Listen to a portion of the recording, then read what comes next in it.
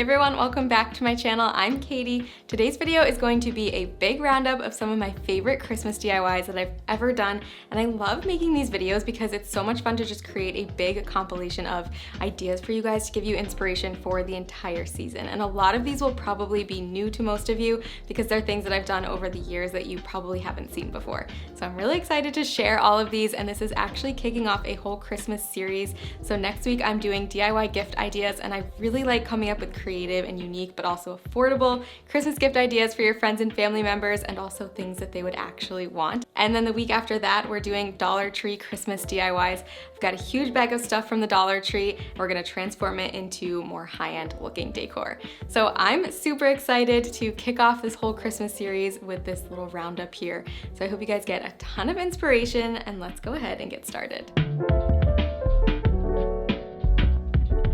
Every time I make these oil candles, it feels like magic to me, even though I know there's a perfectly logical explanation to how they work. But they're so easy. I add some pine sprigs, orange slices, and a handful of cranberries to a mason jar. And then I fill it almost up to the top with water, followed by some vegetable oil to finish it off. The most important thing you'll need is a floating wick. I'll link some options for you guys in the description box. It comes with a pre-waxed wick that you stick inside the floating ring, and then you put it right on top of the oil. Then light the wick and watch the magic happen. These will burn for a few hours. Make sure you keep an eye on them, of course, but I think these are so gorgeous, and it's an easy way to really impress your guests.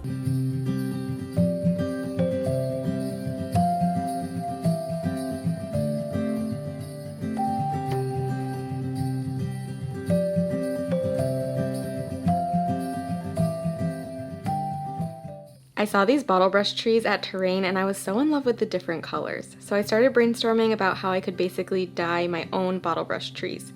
I started playing around with different color combinations of craft paint and mixing them up until I was happy with the final result.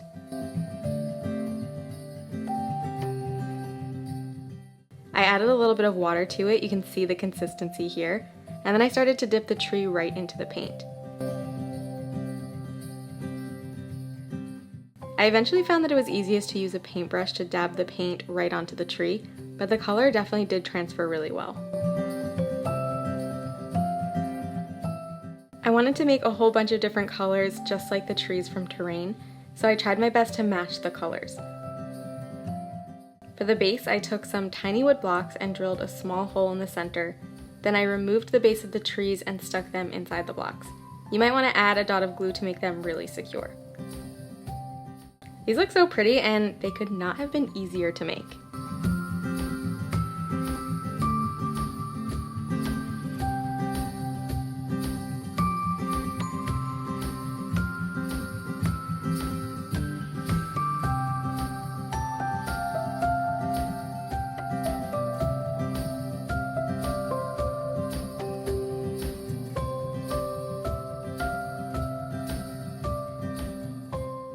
Every once in a while, I like to come up with my own gift wrapping ideas. When I'm feeling creative, I think it's a sweet way to personalize a gift for someone. This time I used a mini gold hoop and a mixture of dried florals and some faux olive leaves.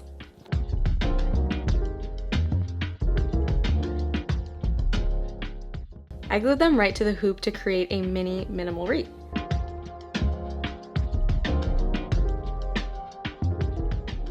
I wrapped my gift in brown craft paper, which is always a classic, and it's a great base to add embellishment to. Then I wrapped that multiple times with some gray twine. I wrapped it vertically first, then across, finishing it off by tying a knot on the bottom.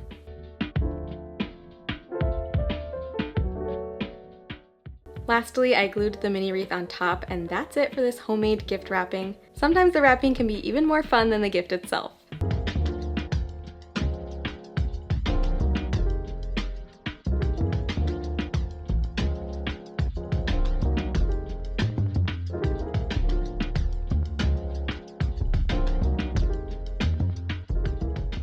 Okay, next up I saw these twinkling pinecone branches for $50 at Anthropologie, and I immediately thought that I could find a cool branch in my backyard and make my own version of this. I was lucky to find this really cool looking branch, so I brought it inside, and then I gathered up a few pine cones.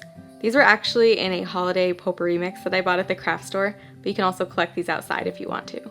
I wanted to give them a frosted look like the original, so I dabbed a sponge brush in some white paint and added that to the top of the pine cones. Once the paint was dry, I glued them to various spots on the branches. Make sure you press them to the branch until the glue is totally dry. The last step was to add some twinkle lights, which I wrapped around the branches, and that's it for this gorgeous and whimsical DIY.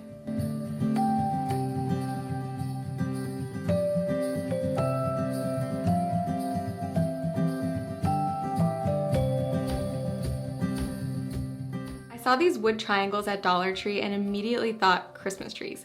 So my first step was to take them outside and paint them. I personally have been really into the Scandinavian style, more neutral Christmas decor for the past couple of years, and this year is no different, so I gave these a coat of flat black spray paint, which has amazing coverage. I kept them outside for a few hours to dry, and I was super happy with the final result. Now, if you've been around my channel for a while, you know my love for wood beads, so I had an idea to create a tiny wood bead garland for the trees. I threaded some black yarn through a yarn needle, and then grabbed my basket of beads and started stringing them onto the yarn. I wasn't sure exactly how long I needed to make this, so I just gave it my best guess, knowing that I could always add more later if I needed to. I started toward the top of the tree and picked a point on the inside where I wanted to glue the garland down using hot glue.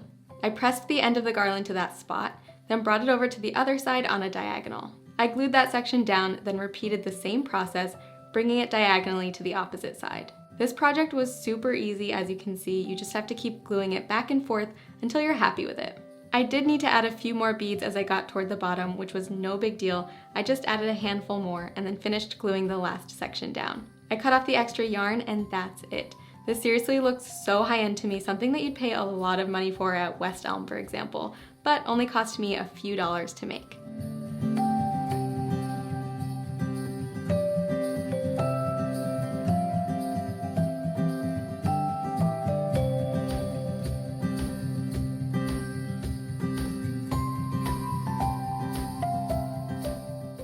So a few years ago, I made the switch to using these amber glass bottles around my house for soaps and lotions. It looks so chic and uniform, and I thought, let's make some for the holidays. I wanted to keep this pretty simple and neutral, so I used this pine tree design from Cricut. Once they were all cut out, then I just added some transfer tape and I started to stick them onto my glass bottle. I'm going to be doing 3 different sizes, so I put on the biggest one first and I just smoothed it down as best as possible. You can use this little tool if you need to, and then just peel away your transfer tape and it'll stick right on there. So I think this is so chic looking, and I love kind of like how minimal and neutral it is, so it can really go with any type of decor style, and I'm so excited to display these around the house.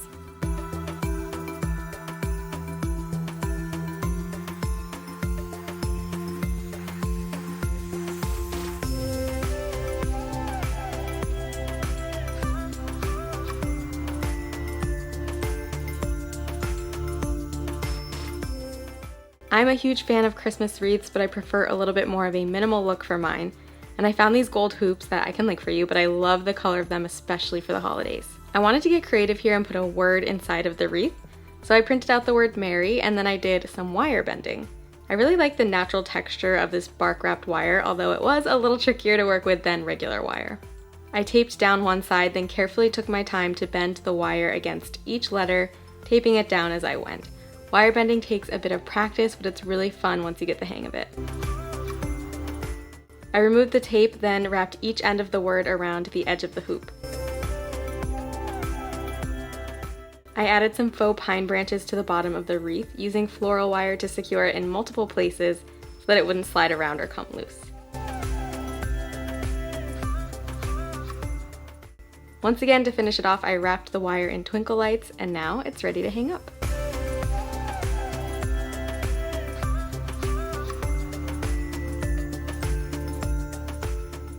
I wanted to make a simple but gorgeous ornament garland, so I picked up a few packs of these ornaments from Dollar Tree. They come in 2 sizes, so the smaller ones come with 15 in a pack and the larger ones come with 12. I liked the white and gold ones as is, but I wanted to paint the pink ones to match my color scheme better. So to make this part easier, I stuck a bunch of toothpicks into a box, pulled off the top of the ornament, and slid them down onto the toothpicks. This worked perfectly, and now I can paint them on all sides without them rolling around too much. I chose this chalk paint, which is a grayish purple color, and it gives great coverage.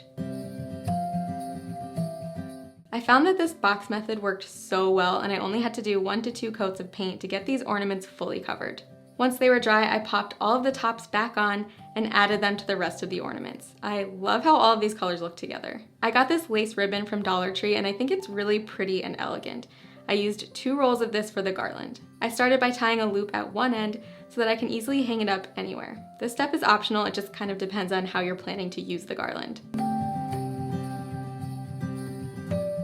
To add the ornaments, I used one of the toothpicks to push the ribbon through the opening in the top of the ornament, then slid each ornament all the way to the other end. I tried to keep a pattern going, adding 1 large ornament, then a smaller one, and not adding 2 of the same color in a row. I also tried to space them evenly, leaving about 6 inches in between each one. When I got to the end of the ribbon, I grabbed the second roll and tied them together using a simple knot.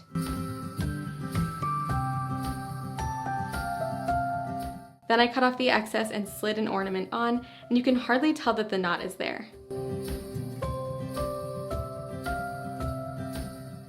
I added the rest of the ornaments, then finished it off by tying another loop at the end. This garland came out so much better than I was anticipating, especially for $5. It looks beautiful and elegant and is the perfect addition to my decor.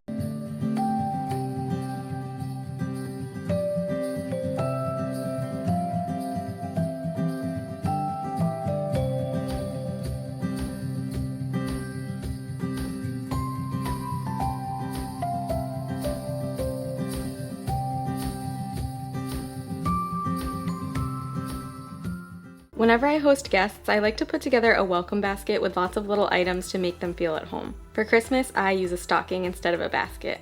I got a bag of wood letters and used them to spell out the word welcome at the top of the stocking. You can switch this up for each guest, but I added a sheet mask, some makeup wipes, toothbrush and toothpaste because I always forget mine when I travel, some holiday teas, and this new pair of fuzzy slipper socks so that they can feel extra cozy. The final touch is to add the Wi-Fi information because that's something that everyone needs and it's just less of a hassle if you have it ready for them right away. I write it out on a gift tag, then tie it to the stocking and tuck it inside. I hang the stocking on the nightstand, but you could also just lay it on the bed, so it's ready for them when they arrive.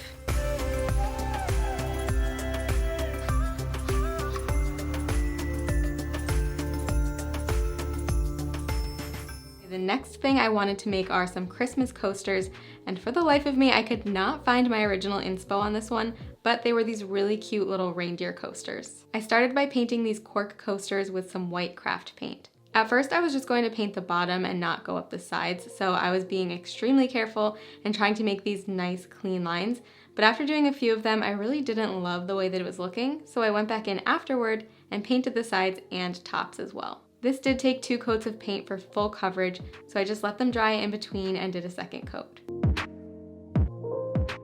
While that second coat was drying, I cut out some stencils using my Cricut Joy, and I'm just keeping it super simple with a pine tree and a reindeer shape. If you don't have a Cricut, you can still totally do this project by just getting some Christmas stencils at the craft store or cutting out your own by hand.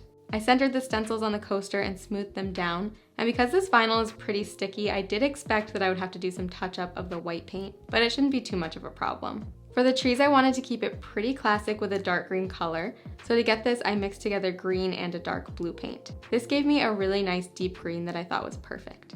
I used a sponge brush to dab the paint onto the coasters, being super careful around all of the edges. Like I said, I knew I would have to do some touching up at the end, so it's not the end of the world if you get paint outside of the stencil, but just try your best. Again, it took 2 coats of paint to get the color as solid as I wanted, so I just let it dry for about 20 minutes in between coats. For the reindeer, I used black paint. I just think this is a nice neutral color, so it will match with a lot of my other decor really well. Once the paint had dried, I peeled away the stencils, and as expected, some of the white paint came with them, and in a few places, some of the paint had actually bled underneath. For the bigger sections, I just went back in with my paintbrush and touched up the white areas, and for the more precise sections, I found it was easiest to use a toothpick. So the original coasters that I saw were speckled, so I mixed some black paint with a tiny bit of water and used my paintbrush to create that paint splatter speckled look. As a last step, I added a clear coat to seal the coasters. This way they won't get ruined if they get some moisture on them. I think that these are so cute and classic, and I love that they can be customized with any Christmas designs that you want.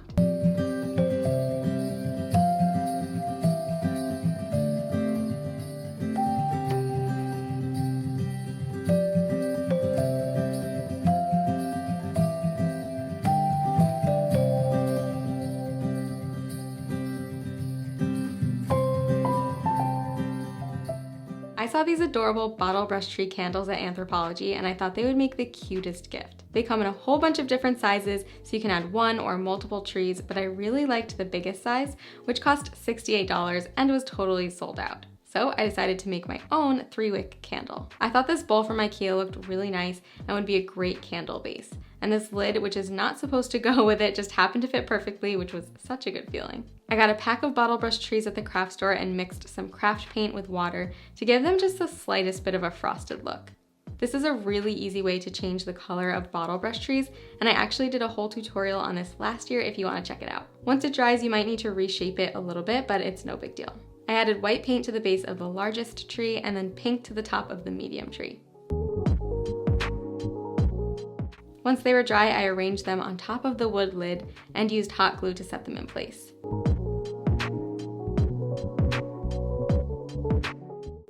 You could also use E6000 here, but the hot glue really gave a good hold in my opinion. Now for the actual candle, instead of buying wax, I'm just gonna melt down these unscented candles from IKEA.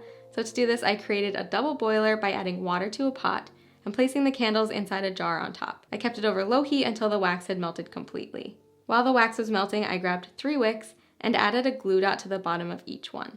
Then stuck them to the bottom of the bowl, spacing them evenly apart.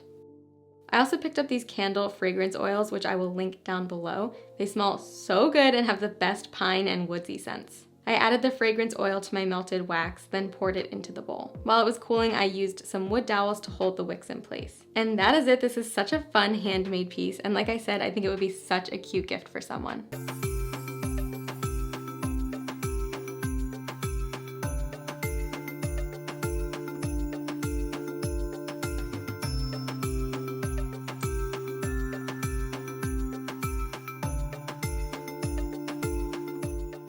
Okay, so here I've got my oranges that I picked up from Trader Joe's the other day. I'm not quite sure how many I'm going to need, but I guess that all depends on how big of a garland you want to make or if you want to make more than one. So the first step is to slice them up, so let's do that.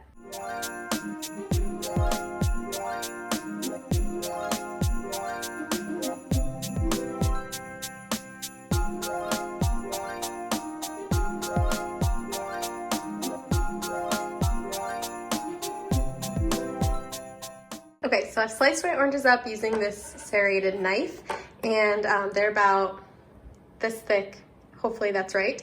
And if you have any little end pieces like this, you can just toss them, or if you want, you could do a stovetop potpourri, which is another thing I love doing this time of year. But I'm going to take these and put them onto a cooling rack on top of a baking sheet because I don't have any parchment paper. And then I'm going to put them in the oven for 3 hours at 250 degrees Fahrenheit.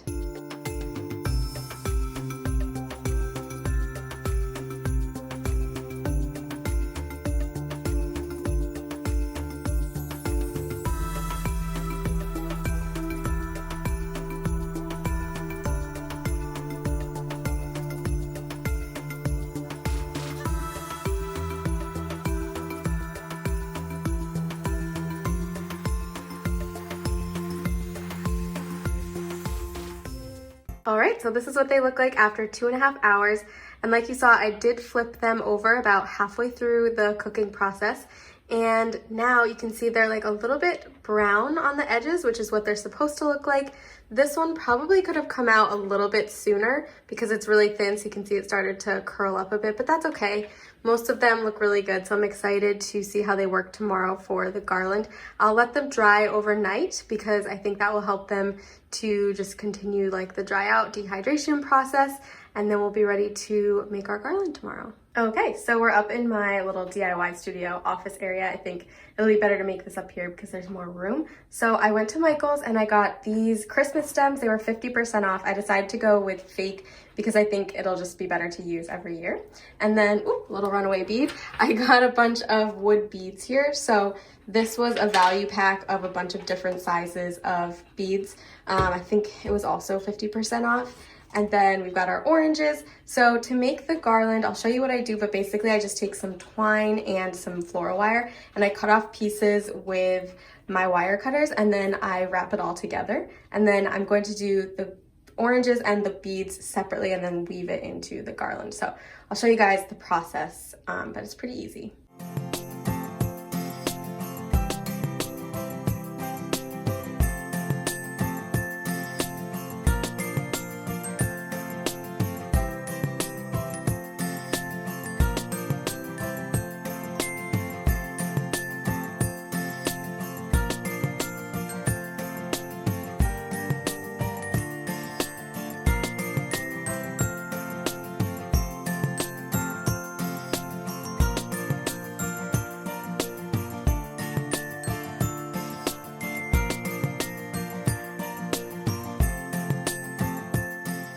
So it's looking pretty good so far. All of this is attached to the twine.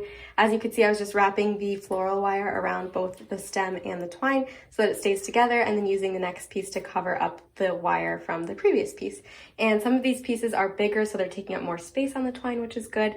And then when I'm done, I'll take some of these little pieces that I cut off and probably use them to like fill in any spots that are a little bit more sparse.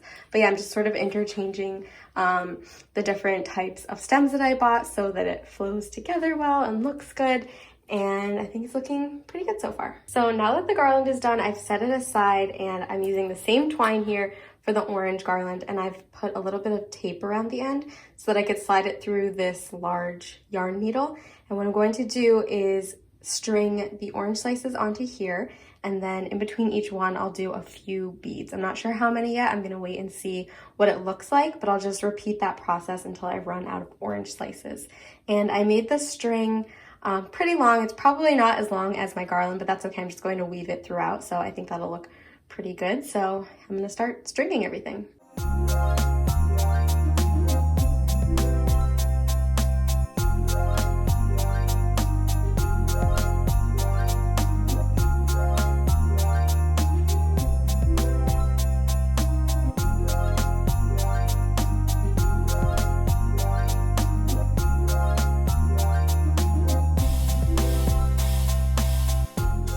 I think I'm done with the garland. I ended up doing an orange slice, and then I would do 5 beads, so 2 bigger beads, a little one, and then 2 of the bigger ones.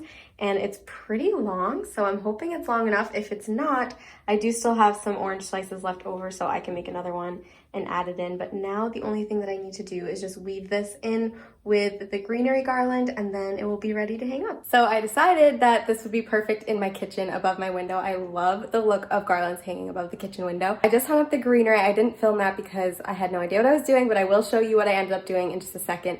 And then I'm gonna fill in some of the bare spots with some of the extra greenery, and then I'll add in the oranges. To hang this up, I just added a command hook on this corner and a command hook on the other corner, and then I used the twine to just loop that onto the command hook, and it's staying really well. I'm gonna add a little bit more greenery at the bottom of this and right here up at the top where you can see the twine, but then we should be good to go. Since we've no place to go, let it snow, let it snow. So it's all filled in now. I added some at the bottom and some up at the top. So now I'm gonna try to add the orange garland, and I'm not sure if I'm going to just hang it right over top of this just the same way, or if I'm going to wrap it around the garland. I'm gonna play around with it and just see what looks best. Let it snow.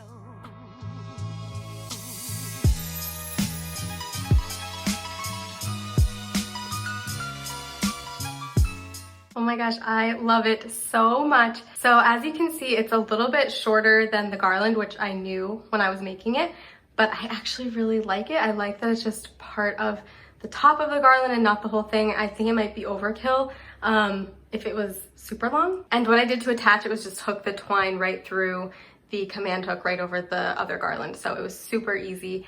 And now for the really fun part, I'm gonna go through my little Christmas stash of decorations and put some things out here on the counter, style it up, and show you the final look.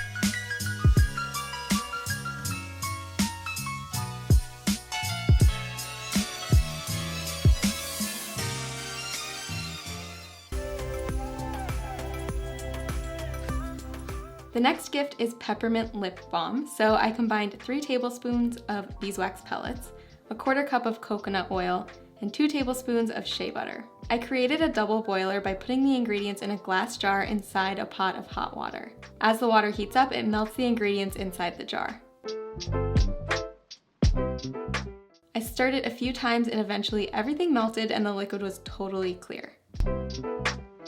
I purchased a pack of these little gold tins, which are the perfect size for lip balm, and they also came with these labels, which I thought was a nice touch. I'm going to be making my own labels, but I will link this set of tins down below. I added about 15 drops of high quality peppermint essential oil to the mixture, and you can really do any scent or flavor that you like, but I thought peppermint would be perfect for Christmas. Next, I poured the lip balm into the tins, and this recipe was just enough for 4 tins. Like I mentioned before, I wanted to create my own labels, so I designed and cut those out and added a little candy cane image in the center. They came out so cute, so I added them to the tops of the tins, and I'm really excited to give these as gifts this year. I never go anywhere without lip balm, especially in the winter, so I think everyone will appreciate this gift.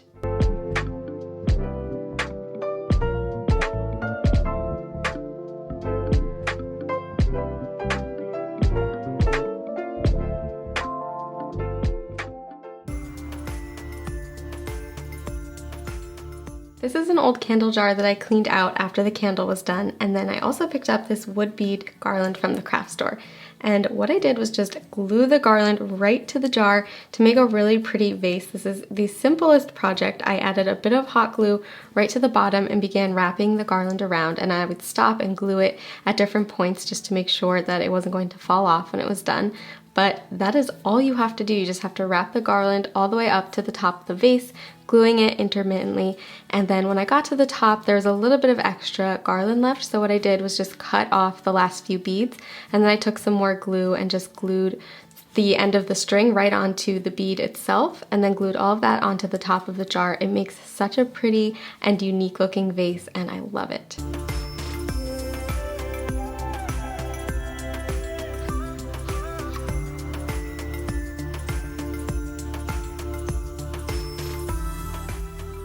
For these trees, I'm using some oven baked clay, and I'm just rolling it out using a candle because that's what I had lying around. And then I cut out these tree shapes and just laid them right on top of the clay and used my X-Acto knife to cut around it, basically just like tracing with my knife.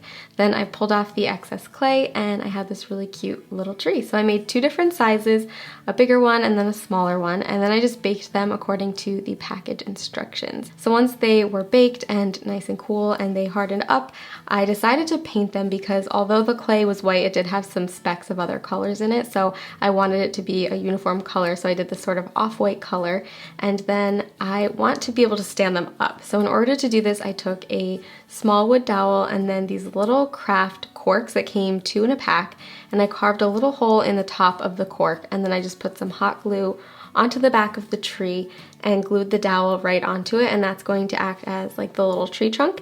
And then I added a bit of hot glue onto the bottom of that and stuck it right in the cork, and now they can stand up and are really cute on display.